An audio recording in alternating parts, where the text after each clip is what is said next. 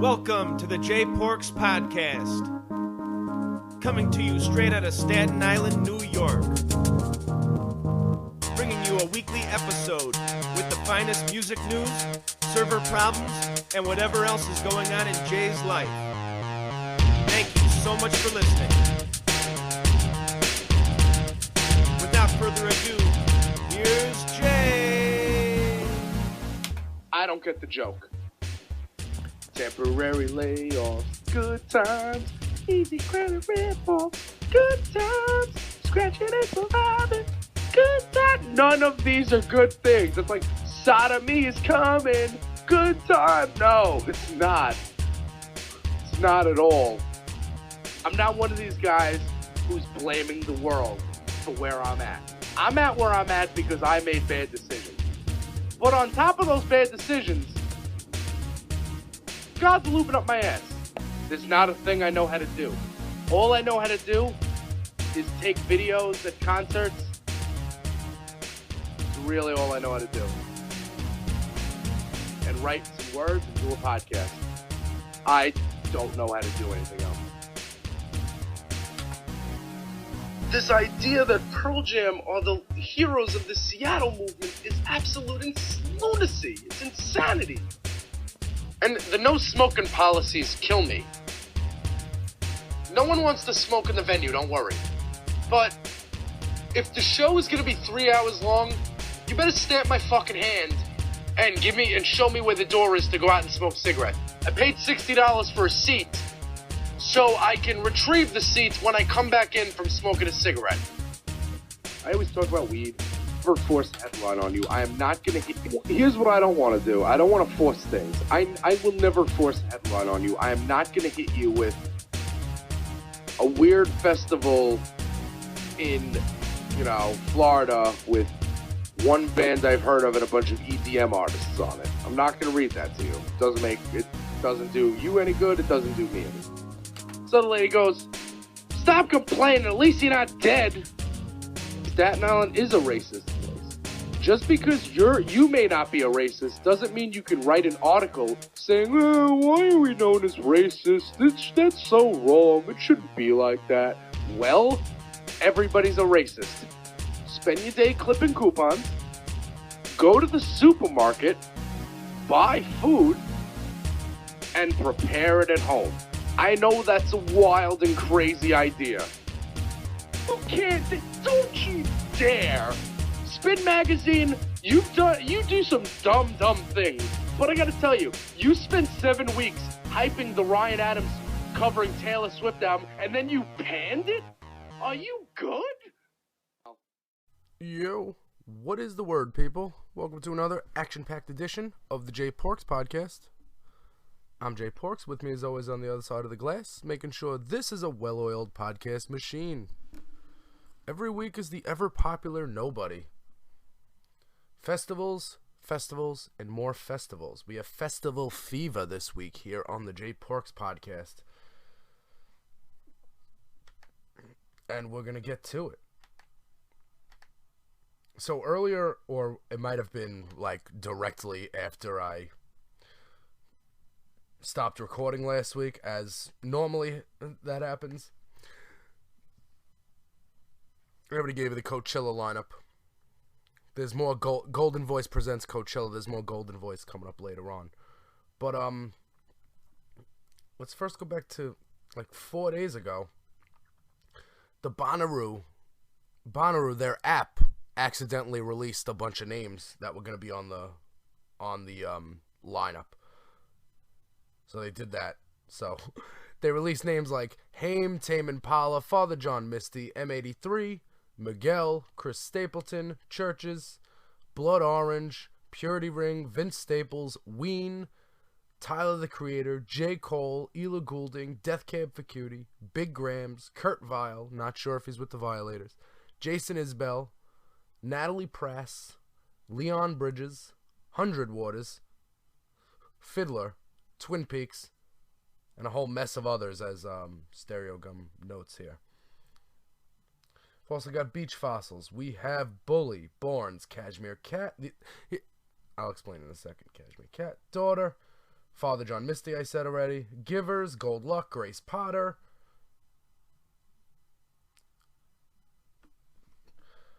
Neat Keys and Crates, The Knox. And it is Kurt Vile and the Violators. Lamb of God, Lettuce. Macklemore and Ryan Lewis. The London Souls, Lola Wolf. Mr. Wives. It's a creative name, actually. Oh Wonder. Purity Ring. R.L. Grimes. Sam Bush Band. Super Jam. Third Eye Blind. Two Door Cinema Club.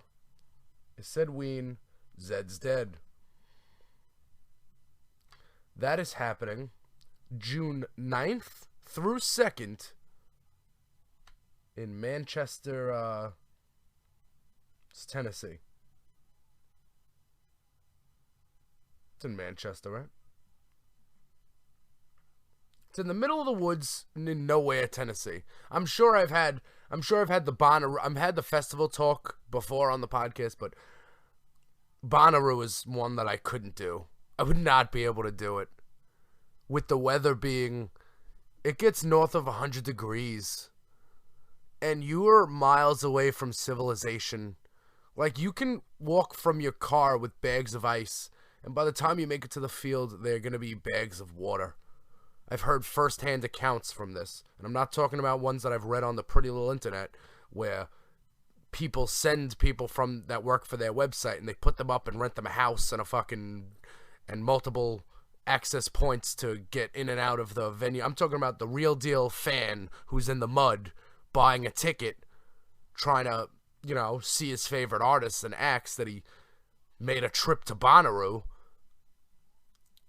That guy's going to be muddy. That guy's going to be hot, and that guy by the third day is going to be annoyed. I don't care if fucking Jerry Garcia came back together. If Jerry Garcia was reincarnated and the Grateful Dead got back together, I still don't see that being.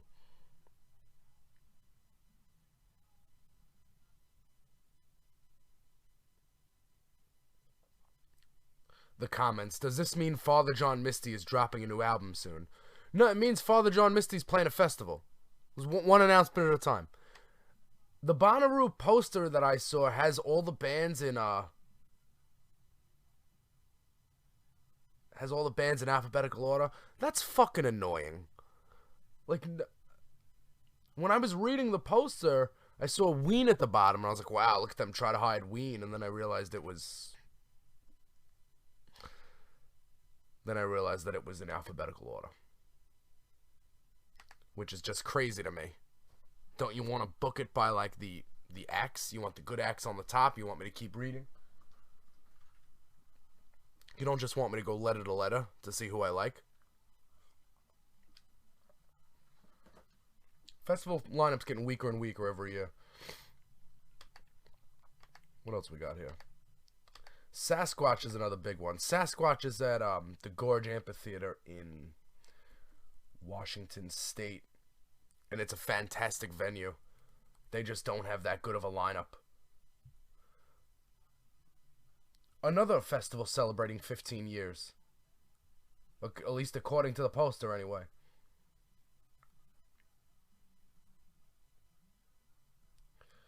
But, okay.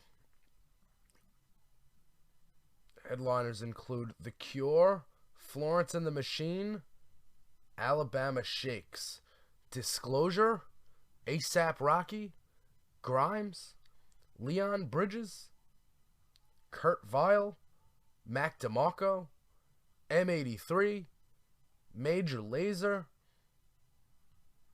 Yola Tango, Blind Pilot, Son Little, Sir the Baptist,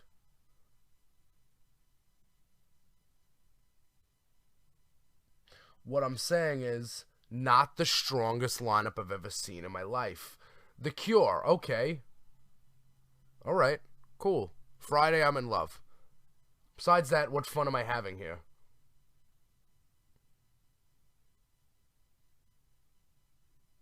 Titus Andronicus. I don't know. This article reads like it's an effective lineup. I don't know. So that's May 27th through the 30th. So technically, if you wanted to go to Bonnaroo and Sasquatch, and if you won Powerball, you can go to Sasquatch and Bonnaroo. You actually take 2 weeks off between the two. 2 weeks? 10 days. Sasquatch in Washington State.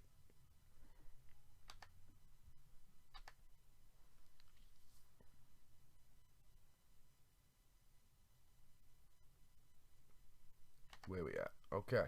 Shaky Knees Music Festival. Shaky Knees Music Festival is in Atlanta. Hot Atlanta, as they say.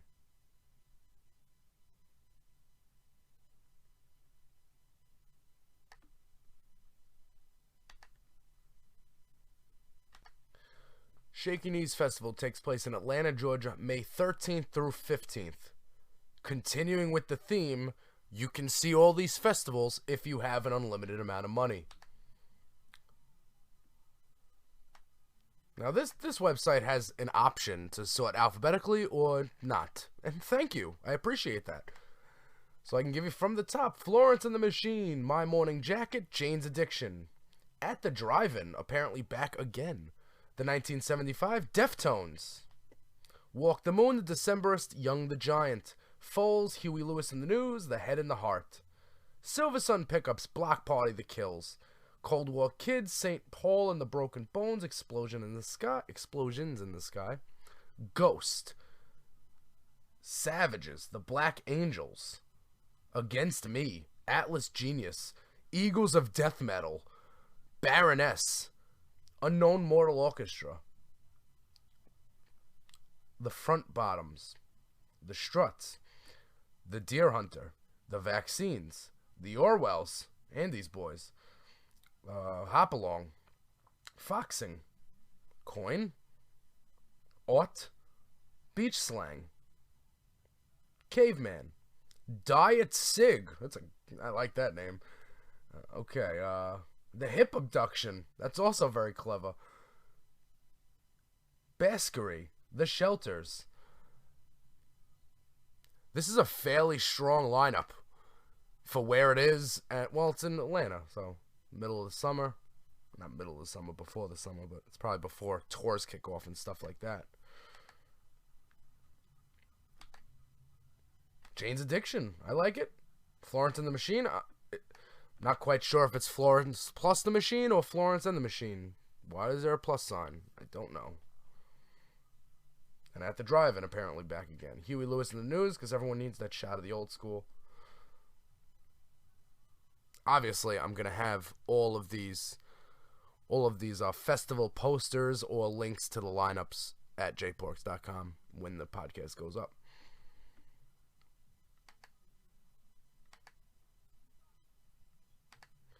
Shaky Knees. Then you go to Sasquatch. Then you go to Bonnaroo. It's literally across the country 2 times. So I'm not seeing repeat performances here, which works for me. Remember Firefly? Here's your repeat performance. Firefly is June 16th through 19th. Again, none of these festivals overlap with each other. I believe that that's on purpose. I believe that basically there are acts booked at all these festivals anyway, so they can't overlap each other. But again, I would like to see, there's got to be one person. There's got to be one rich person in the world who's going to every festival, right? I would just like to know. I would like to see them do that and document that. That would be awesome. Firefly Music Festival is at the Dover International Speedway in Delaware. Technically the closest festival to me until Golden Voice comes to town, and I'll tell you a little bit about that later on. Firefly Music Festival features Mumford & Sons, Kings of Leon, Florence and the Machine, and Deadmau5. Ela Goulding, Disclosure, Blink-182, that's with a different lead singer. Death Cab for Cutie, Tame Impala, M83, A$AP Rocky, Major Lazer, the 1975 Of Monsters of Men, Churches, Two Door Cinema Club, Ludacris, The Neighborhood, Earth, Wind, and Fire, Group Love, Porter Robinson, Fits and the Tantrums, Fetty Wap, Flogging Molly, Vince Staples, Trombone Shorty, and All Inns Avenue, Catfish and the Bottlemen, Atlas Genius, The Wombats, Guster, Wet, Pepper, Moon Taxi, Chairlift, Hippie Sabotage,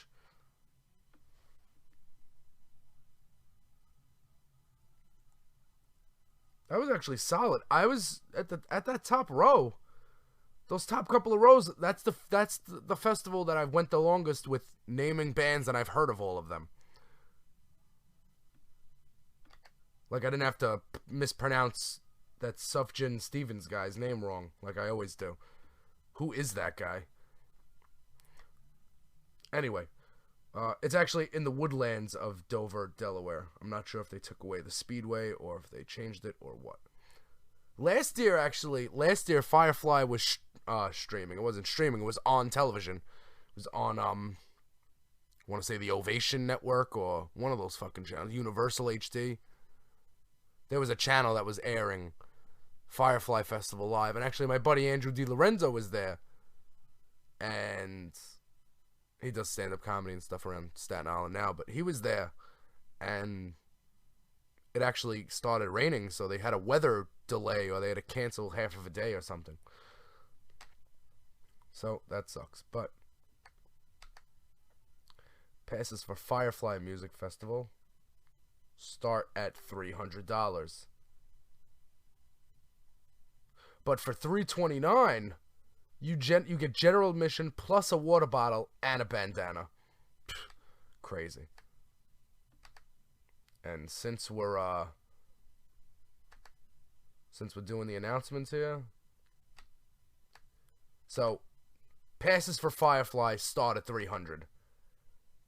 Passes for Shaky Knees start at $215.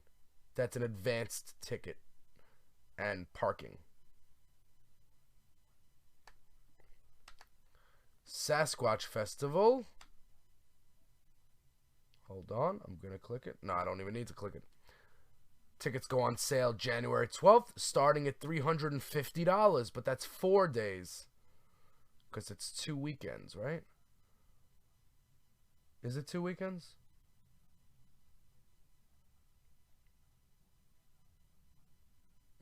No, it's 1 weekend. But it's 4 days. Okay. So that's why it's $350. And because they want to save up money so they can get some acts that you've heard of to play there next year. And Bonnaroo. How much is Bonnaroo?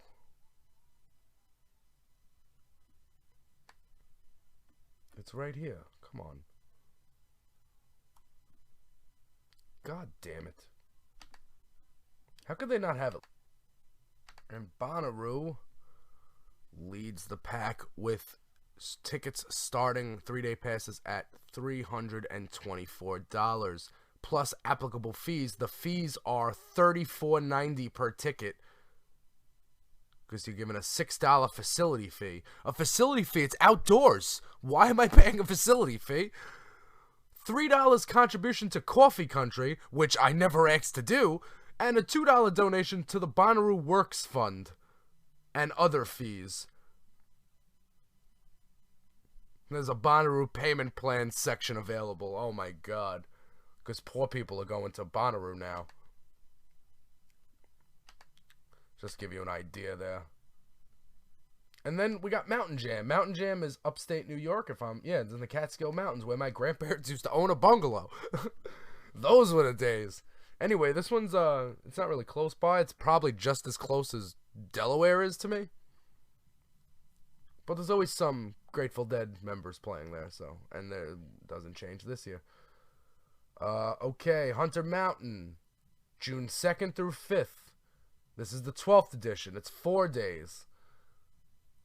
We've got Beck, we've got Wilco, we've got the Avett Brothers, we've got Government Mule, Humphreys McGee, Brandy Carlisle, Jason Isbell, Gary Clark Jr., Michael Franti and Spearhead, Chris Robinson Brotherhood, Courtney Barnett, Nathaniel Ratliff, and the Night Sweats, Lettuce, Sister Sparrow, and the Dirty Birds, the new Master Sounds, Sun Little, the London Souls, and more. Tickets are a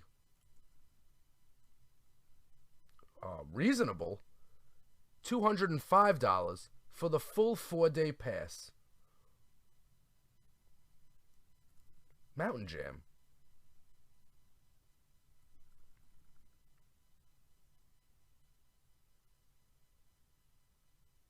So that's happening. Why is that 4 days? Again, I'm very confused about the whole festival thing. Like Bonnaroo. Bonnaroo is 3 days with 3 times the acts, so therefore are more acts playing per day? Is Mountain Jam a shorter day? Is it like 4-hour days? Maybe that's better? Is that better? I don't know. Tell me, jporkspodcast@gmail.com. Because I've only been to the one festival, and it was Orion, and it was a 2-day festival. And the new J Porks drinking game is, how long can it take J Porks to mention Orion Music and More Festival in a podcast? Question is, not too long. The answer is not too long. Only took 18 minutes. This all comes stemming from the Coachella announcement of last week. But Coachella made a bigger announcement than the lineup featuring Guns N' Roses and Calvin Harris. They did. They announced that they're bringing a music festival called Panorama to New York City. Golden Voice. I'm just going to read the fucking article. This is from festivalsnobs.com, which I am shouting out because they really made it easy for me to have all these festivals right here. And I tried to make sure that they're not owned by some website I hate. I don't think they are. I'm fairly certain that they're non-clickbait. I'm fairly certain. I can't be sure. This is my first discovery of the site. Golden Voice. The production team behind Coachella Valley Music and Arts Festival has officially announced Panorama, a new music festival for the East Coast that will take place in New York City, Randall's Island Park from July 22nd through 24th. The festival has been advertised as an event that will comprise 3 days of music, supplemented by displays of art, technology, and an assortment of local food options. Its name is derived from the impressive, almost 10,000 square foot to scale model of the city that is found in the Queens Museum. Oh, there's a model of the city in the Queens Museum? Anyway. Quote, we look forward to bringing Panorama to New York City and introducing a new festival that showcases today's top music and acts, says Mark Schulman, festival producer, Golden Voice. We're committed to creating an event that will provide significant benefits to New York City with the level of experience and meticulous attention to detail for which Golden Voice is known. Originally, the event was slated to occur in the Flushing Meadows Corona Park in June of 2016, but this proposal was turned down by city leaders. For the inaugural year, Panorama will take place at Randall's Island Park, the same venue that is used for Governor's Ball, but the Golden Voice team plans to work alongside the park users, elected officials, park institutions, and communities surrounding Flushing Meadows Corona Park towards the eventual goal of producing a memorable and naturally recognized event in Queens. Golden Voice has received tremendous support from the local community and elected officials who recognize the immense economic benefits. These types of events deliver to their businesses and constituents. We look forward to continuing our discussions with NYC Parks to create an event to take place in Queens in the future.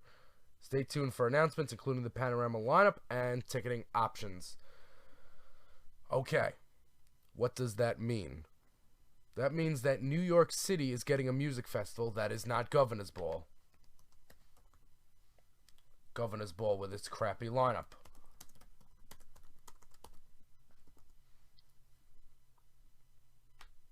Golden Voice is the company that puts on Coachella. Okay. They're going to bring their coolness to New York City. Not only that, but I may or may not know somebody who knows the owner, the guy who's quoted in this article. And I may or may not be able to find some sort of accommodations if there are acts playing here that I want to play, that I want to see. The first leaked act, of course, was LCD Sound System because, because let's make Jay miserable. That's basically what it is. Okay. I'm gonna get you guys the Governor's Ball lineup.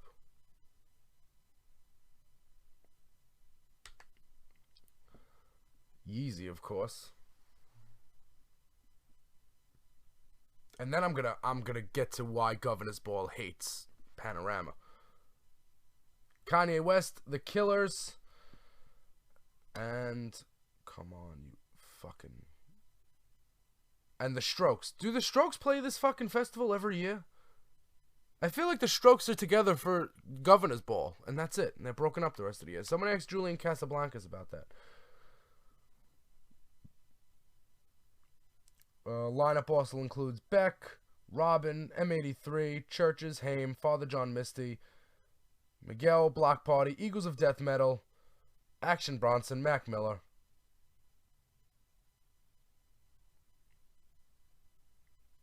Yeah, so again, Matt and Kim.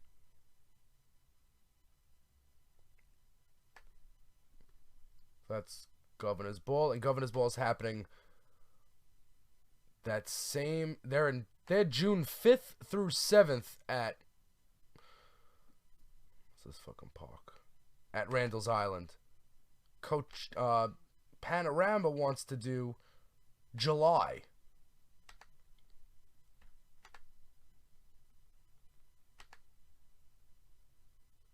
And let's get to Billboard has a statement. Governor's Ball on New York City Fest Panorama. This is a short-sighted and disappointing solution. The Panorama team contends multiple festivals can thrive in the market. New York City sustains multiple music festivals, and Panorama will add one additional entertainment option over the summer. Golden Voice and the event producers behind the Coachella Valley Music and Arts Festival announced plans to launch Panorama Music Festival the city of Randall's Island. I said that already. The music festival will take place less than 2 months after Governor's Ball, which is scheduled to take place at the same location for the 5th straight year. Governor's Ball launched a petition in October asking New York City Mayor Bill de Blasio to prevent Panorama from entering the market. Obviously, you haven't heard anything about what Bill de Blasio is about if you think that he's going to get things done. But I digress. In a statement to Billboard, a representative for Governor's Ball founders, entertainment partner Tom Russell, expressed concern over the new event. We're very confident our lineup and proven track record will draw a great crowd to Governor's Ball this year, and our experience with the festival site allows us to put a great event for music fans. But this is a short-sighted and disappointing solution. The city needs a long-term strategy for approving music festivals that ensures it maximizing the economic and community impact of these events. Scheduling two same-genre festivals on top of each other like this makes it difficult for either to provide the maximum benefit for its fans, its neighbors, its taxpayers.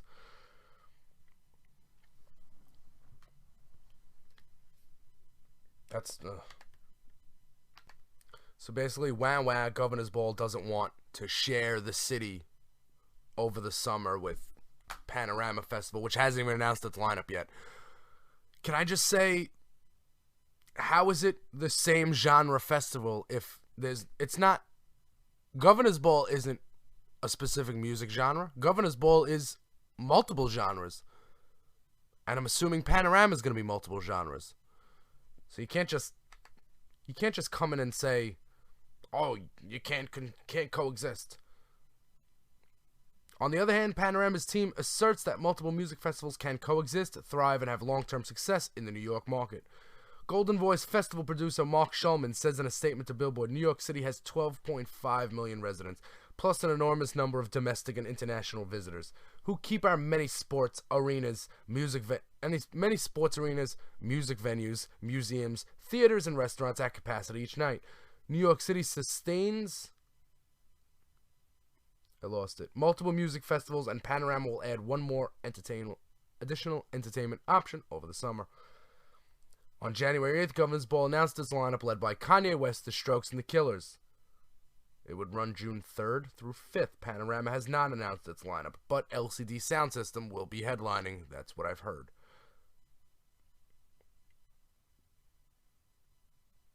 Founders Entertainment also runs the country music festival Farnborough, which will take place on Randall's Island for the second consecutive year.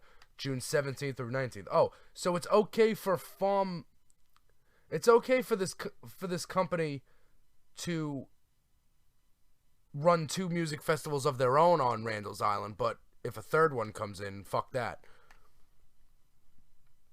This is like when the Jets wanted to build a stadium in Manhattan, but Madison Square Garden, the owner of Madison Square Garden, blocked them from doing it because he wanted to be the only game in town. How stupid is that?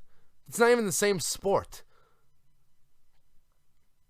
One's a football stadium, one's a basketball stadium. It's 2 different kinds of concerts. It's 2 different types of entertainment. One holds 60,000, one holds 18,000. But I will say this. The excitement of not having the Panorama lineup yet is pretty cool because I really could get into that festival. We can J-Parks podcast from the grounds. We could do that.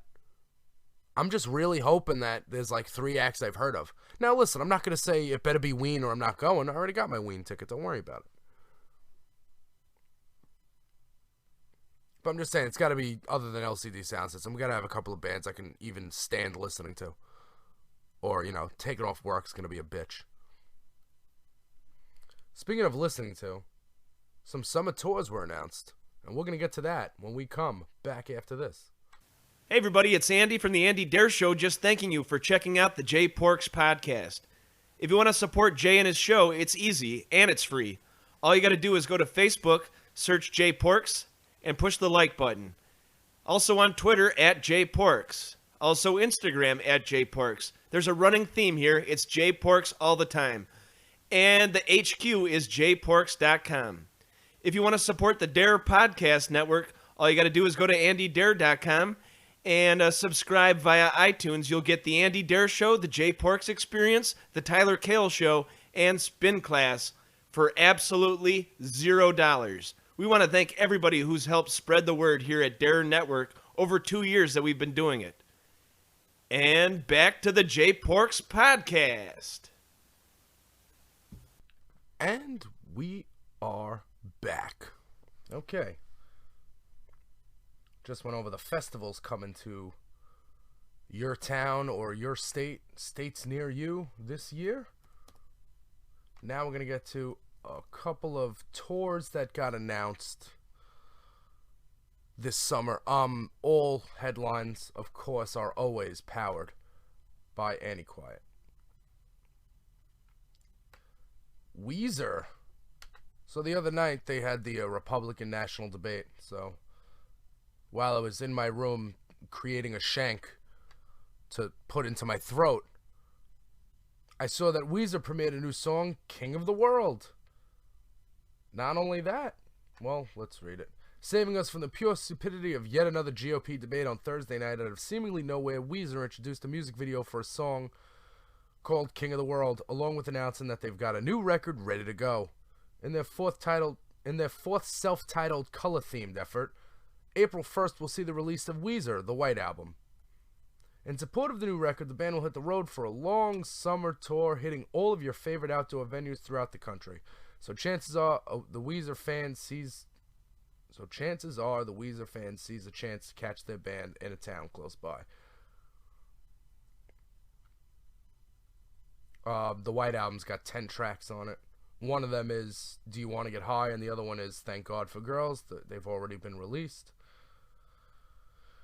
And the tour starts Brooklyn, March 31st at Warsaw, but they're going to Texas, they're going to Louisiana, Florida, Georgia, South Carolina, North Carolina, Virginia, Pennsylvania, some upstate New York venue, Jones Beach, Boston, Homedale, New Jersey on July 2nd. That's the date I'm going to try to hit. Philadelphia, Toronto, Detroit, Milwaukee, Chicago, Indy, Nashville, Dallas, Oklahoma, Arkansas, St. Louis, Kansas City, Iowa, Denver, ending in California. Not bad. There is one bad thing about it. The opening band is Panic at the Disco. I didn't know that. I mean, I knew that, but I'm trying to ignore it. I'm trying to like not. I'm trying to pretend that that didn't happen. Because that is a shame. And we've got another tour got announced that I really wanted to check out. It's the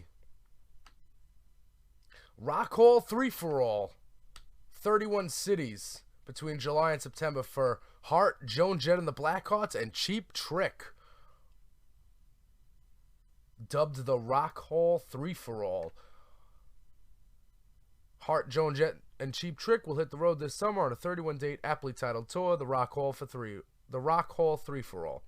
The trek begins July 14th at the DTE Energy Music Center in Clarkson, Michigan, and includes stops in Los Angeles, Chicago, San Francisco, and Dallas.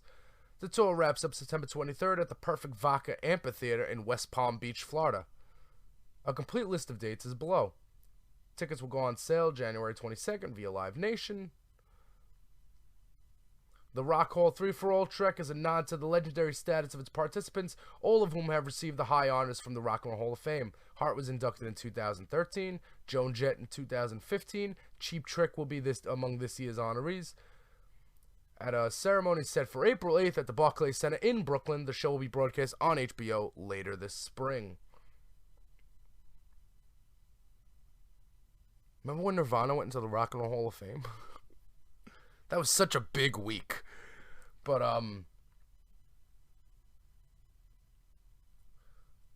this tour is going all over the place. Closest to me it's getting, well, the closest I'm going to go is probably Camden, New Jersey on July 31st. Oh, no, they've added. They got PNC September 10th. I didn't even see that. Is that recently added? What day of the week is that on? To the calendar we go. September 10th is a Saturday. I'm working if I still have a job. Well, here's hoping I could find a way to lose that job before we, so I can go see Heart, Cheap Trick, and Joan Jett. And this week, David Bowie's going to get his first #1 album ever. Ever. So, people die, people like them. A prime example, and this has nothing to do with me, but I'm going to say it anyway. The Glenn Frey.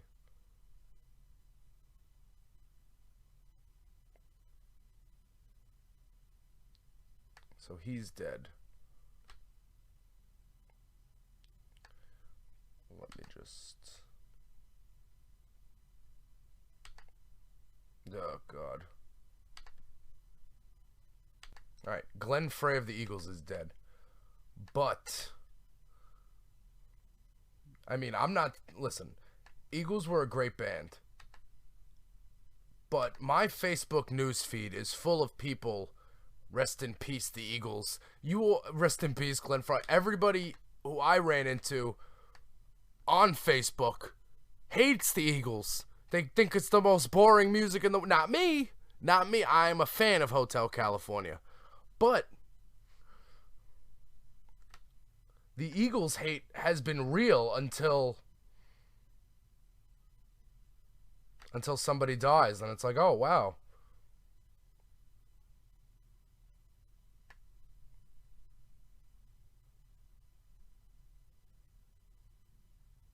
Crazy. It's like just coming in like as I'm recording, so I don't really have many things to say besides all these people who are rest in peace. You all hated the Eagles. You don't have to listen. When somebody dies, you could just take a step back. You don't have to actually have a reaction, whether it be good or bad. If you don't have a reaction, you don't have to fake one. Just don't have a reaction.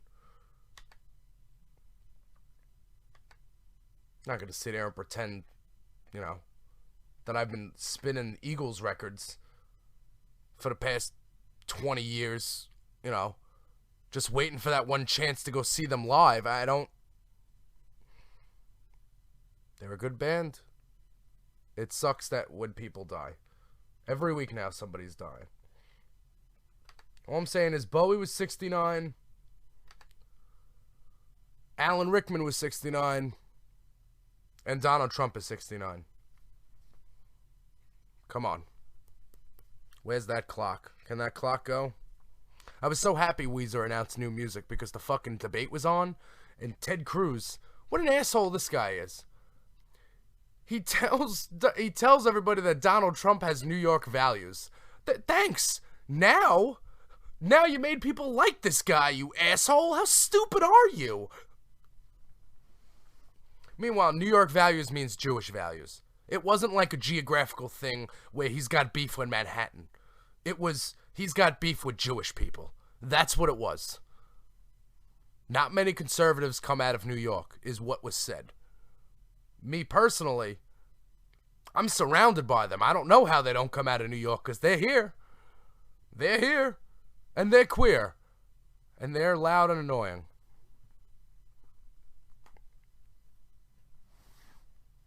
Meanwhile, like,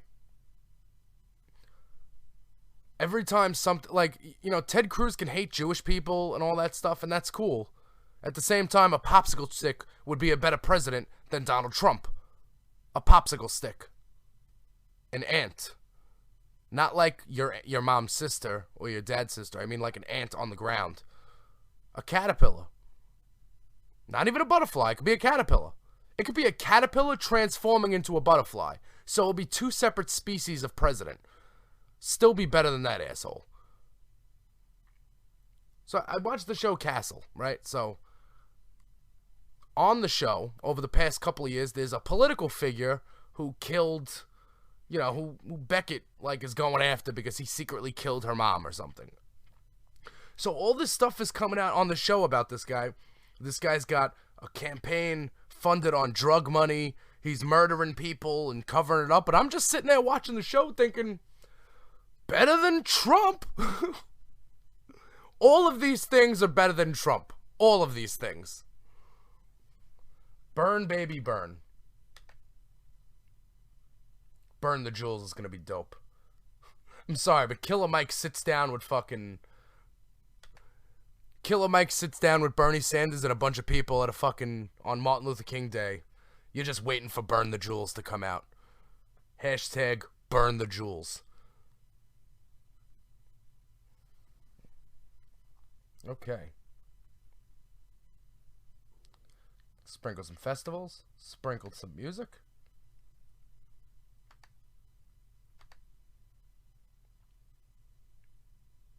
I can hit the, let's hit a few emails.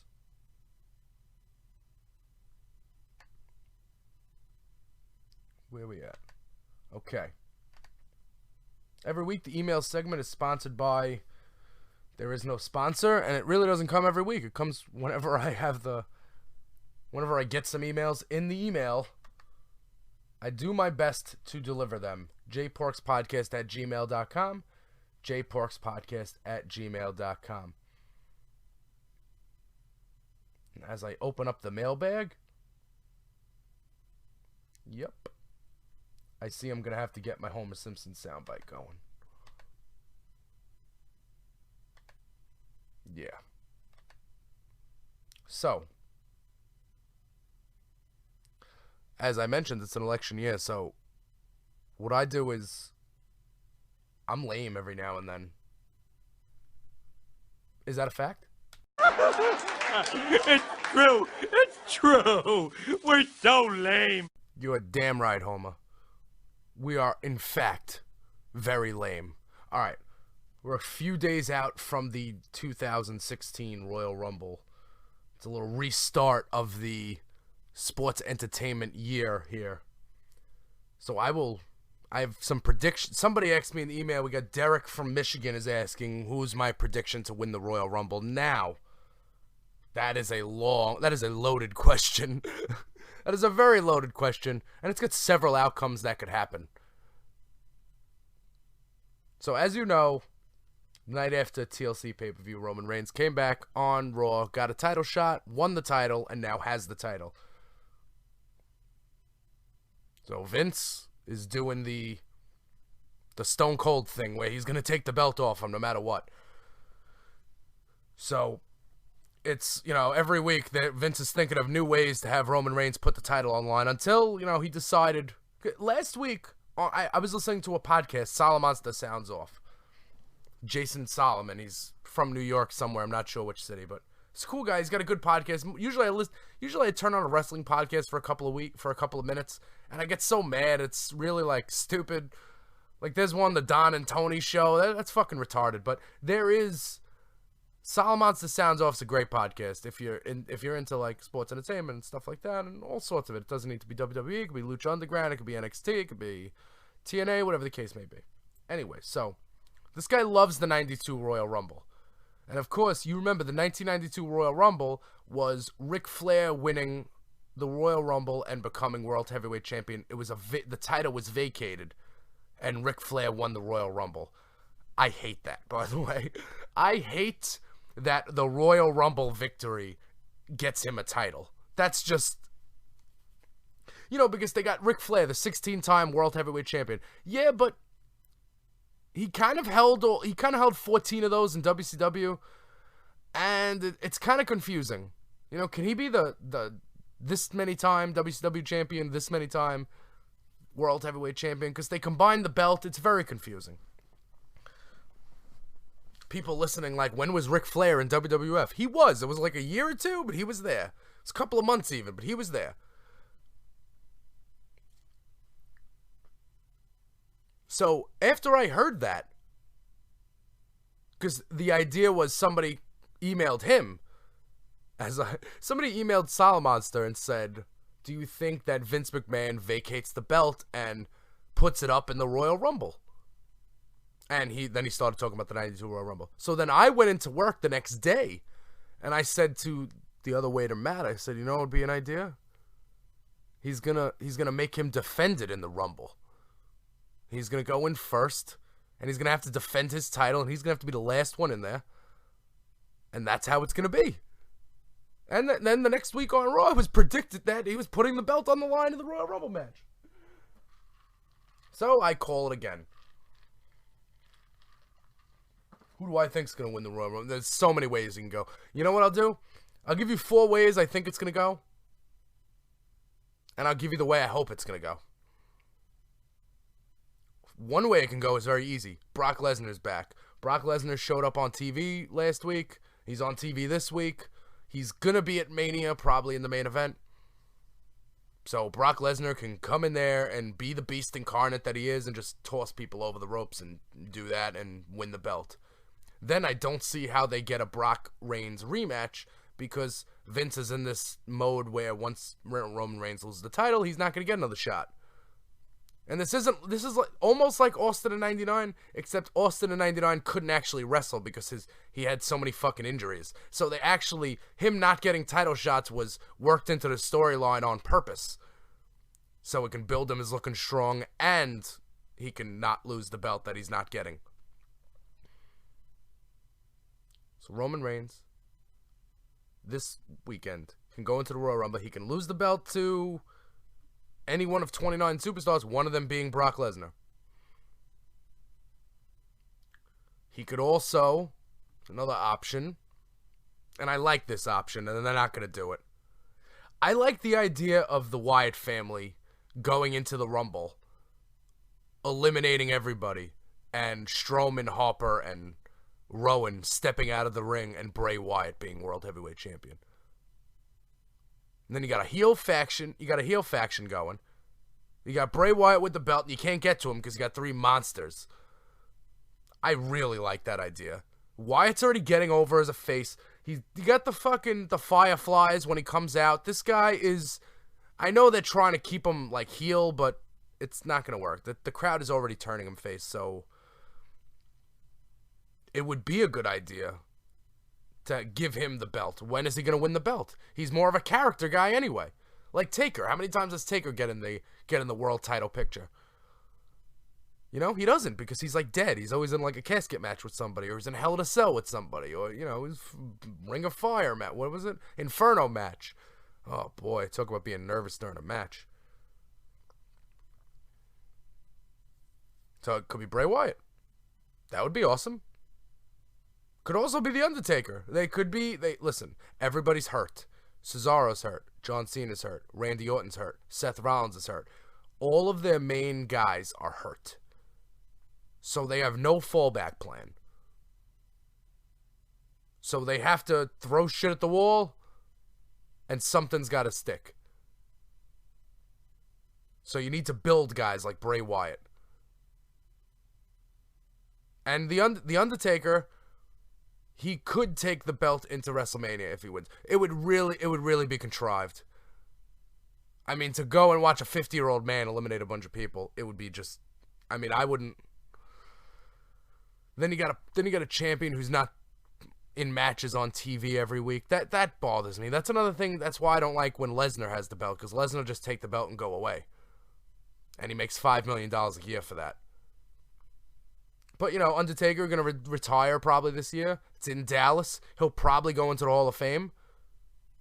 Why not give him one last match? The only problem is that if he goes into WrestleMania with the belt, what, are you going to have him lose again?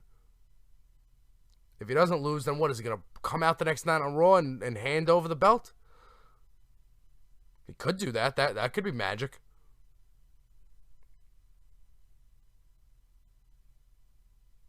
So I miscounted. That was 3. I'm already up to my 3rd way to do it. Oh. What's likely going to happen? What's most likely going to happen? That people are overlooking? The number 30 entrant into the Royal Rumble is going to be Triple H. And Triple H is going to come in and win the title. The owner of the company is going to win the title.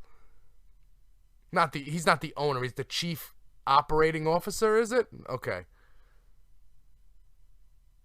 Because they were building Triple H versus The Rock since WrestleMania. The Rock can't get insurance to wrestle at WrestleMania, so he's just doing an appearance, allegedly. That's what we've been told. So he's filming some movie. The studio won't give him insurance if he's going to wrestle. So he's not going to wrestle. He's just going to appear. Therefore, Triple H needs to do something. Slide in Roman Reigns. Roman Reigns takes the belt off Triple H. It accomplishes 2 things. Roman Reigns, it gets Roman over strong because if he's not over, if you want to get somebody over, put them against Triple H. They'll be over. Because everybody, you don't even need to know wrestling and you'll hate Triple H. I think I'm the only one in the world, me and Shawn Michaels are the only one of the people in the world who like Triple H. I like the guy. I liked his 99 title run when he first got the belt. I was just watching, since I got the network, I binge watch Raws from old school, so I watched from 93, I got up to like 99. And I like the Triple H's title run, but they boo him out of the building, man. They hate Triple H since day one. He's always been hated, except for like that short time in 2002. But I have no issue. Listen, everybody's hurt. I got no issue with Triple H winning the belt and facing Reigns at Mania and losing it there to Roman Reigns. Reigns gets his WrestleMania moment that got stolen from him last year from Seth Rollins, which was perfect.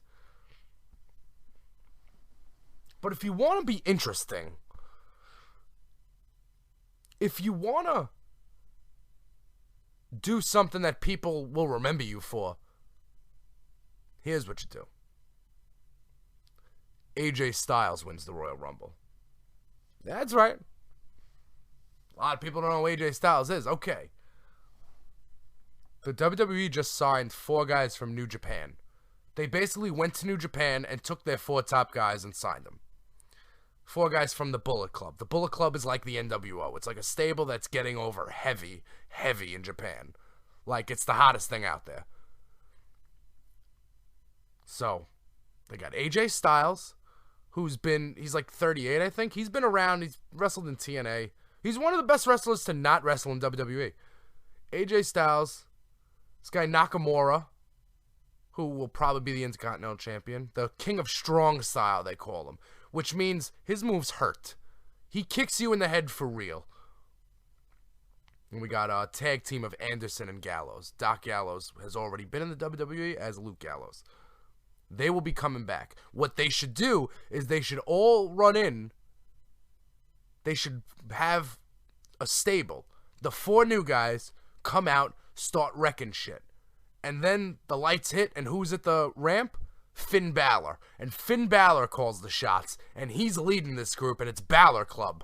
And Finn Balor wins the fucking Royal Rumble. Or Finn Balor, the Bullet Club or the Balor Club stable eliminates everybody else, and then Finn Balor comes in and wins the title because Finn Balor's been in NXT. Finn Balor is a Triple H guy. They could be Triple H's hired guns, because if you watch NXT or if you follow any of the wrestlers on NXT, it's very simple, and they don't care about kayfabe. They'll take pictures backstage, with each other smiling and shit. It's not a big deal. So, people like Kevin Owens and Finn Balor, you see them backstage with Triple H holding up, the click sign, the Wolfpack sign, So you'd think it's not going to be too long before a bunch of NXT guys come up and wreak havoc in the name of Triple H. So why not just take those 4 guys from New Japan, have them help Balor win the WWE title, and then send them to NXT. Probably AJ Styles has to come straight to the main roster. Send them to NXT. Has anybody watched NXT? 2016, one of my revolutions. I have to watch more NXT. It's a 45-minute show. It's very simple, and it's cool. And, you get to watch wrestling, even though, I turned on NXT this Wednesday, and they opened up with a 15-minute promo, and I'm like, am I watching Raw or am I watching NXT? I don't know. The women's wrestling's good on there, not like on Raw that it's just a dog and pony show. Well, we'll give the women 10 minutes. No, it's not that.